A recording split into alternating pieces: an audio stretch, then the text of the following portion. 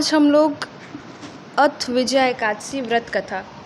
धर्मराज युधिष्ठिर बोले कि हे जनार्दन, फागुन मास के कृष्ण पक्ष की एकादशी का क्या नाम है तथा उसकी विधि क्या है, सो सब कृपा पूर्वक कहिए। श्री कृष्ण भगवान बोले कि राजन, फागुन मास के कृष्ण पक्ष की एकादशी का नाम विजया है। उसके व्रत के प्रभाव से मनुष्य को विजय मिलती है। उस विजया एकादशी से समस्त पाप नष्ट हो जाते हैं।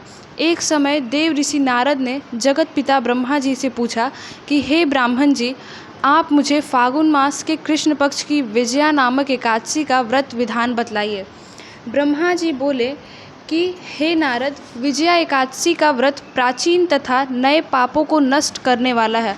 इस विजया एकादशी की विधि मैंने आज तक किसी से नहीं कही है। यह समस्त मनुष्यों को विजय प्रदान करती है। त्रेता युग में मर्यादा पुरुषोत्तम श्री रामचंद्र जी को जब 14 वर्ष के लिए वनवास हो गया, तब वह श्री लक्ष्मण जी तथा माता जानकी सहित पंचवटी पर निवास करने लगे। उस जगह महापापी रावण ने श्री सीता जी का अपहरण किया। इस दुखद समाचार से श्री राम जी तथा लक्ष्मण जी अत्यंत व्याकुल हुए और सीता जी की खोज में चल दिए। घूमते घूमते वे मरणासन जटायु के पास जा पहुँचे। जटायु भी अपनी समस्त कथा सुनाकर स्वर्गलोक को चला गया। कुछ आगे चलकर उसकी सुग्रीव के साथ मित्रता हो गई और बाली का वध किया। श्री हनुमान जी ने लंका में जाकर सीता जी का पता लगाया और सीता जी से श्री रामचंद्र जी तथा सुग्रीव की मित्रता का वर्णन किया। वहाँ से लौटकर श्री हनुमान जी श्री रामचंद्र जी के पास आए और सब समाचार कहे। श्री रामचंद्र जी ने सुग्रीव की संपत्ति लेकर वानरों भालुओं की सेना सहित लंका को प्रस्थान किया।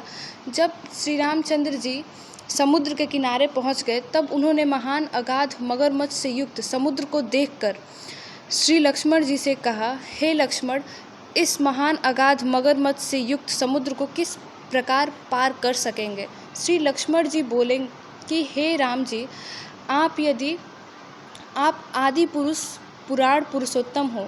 यहाँ से करीब आधा योजन की दूरी पर कुमारी द्वीप है।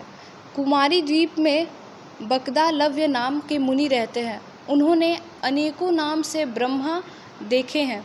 आप उनके पास जाकर उनका उपाय पूछिए। लक्ष्मण जी के वचनों को सुनकर श्री रामचंद्र जी बकदालव्य ऋषि के पास गए और उनको प्रणाम करके बैठ गए।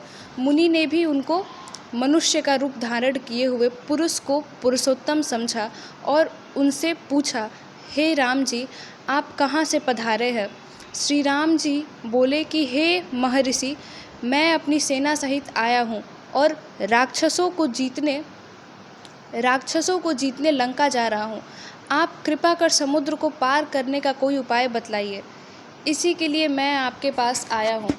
बकलादव्य ऋषि बोले कि हे राम जी, मैं आपको एक उत्तम व्रत बतलाता हूँ। फागुन मास के कृष्ण पक्ष की एकादशी विजया एकादशी का व्रत करने से तुम समुद्र के अवश्य ही पार हो जाओगे और तुम्हारी विजय होगी। हे राम जी, इस व्रत की विधि यह है, दशमी के दिन स्वर्ण, चांदी, तांबा या मिट्टी किसी का एक कलश बनावे, उस घड़े को जल से भरकर तथा उस पर पंच पल्लव रखकर वेदिका पर स्थापित करें। इस कलश के नीचे सतंजा 7 अनाज मिले हुए और ऊपर जौ रखें। उस पर श्री नारायण भगवान की स्वर्ण की प्रतिमा स्थापित करें। एकादशी के दिन स्नान आदि नित्य कर्म से निवृत्त होकर धूप दीप नैवेद्य नारियल आदि से भगवान की पूजन करें।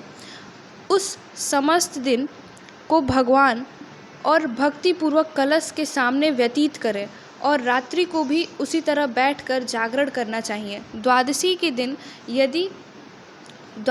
दिन नदी या तालाब के किनारे स्नान आदि से निवृत्त होकर उस कलश को ब्राह्मण को दे देना चाहिए।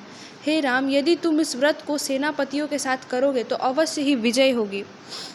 श्री रामचंद्र जी ने मुनि की आज्ञा अनुसार विधि पूर्वक विजया एकादशी का व्रत किया और इसके प्रभाव से दैत्यों के ऊपर विजय पाई।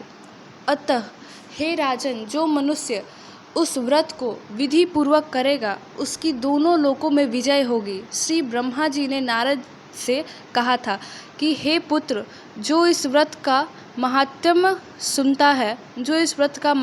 सुनता है उसको वाजपेयी यज्ञ के फल की प्राप्ति होती है। जय श्री कृष्णा, जय श्रीमन नारायण, राधे राधे। श्री कुंज बिहारी श्री हरिदास। ओम कृष्णाय वासुदेवाय हरे परमात्मने प्रणतक्लेशनाशाय गोविंदाय नमो नमः। शांताकारं भुजगशयनं पद्मनाभं सुरेशं विश्वाधारं गगनसदृशं मेघवर्णं शुभांगं लक्ष्मीकान्तं कमलनयनं योगभिद्यानगम्यं वन्दे विष्णु भवभयहरणं सर्वलोक एकनाथम। जय श्री कृष्णा, राधे राधे। श्री कुंज बिहारी श्री हरिदास। आप सभी लोगों को विजया एकादशी की ढेर सारी शुभकामनाएं। मैं आशा करती हूँ कि आप सभी लोगों को मेरी वीडियो काफ़ी पसंद आई होगी। धन्यवाद। राधे राधे।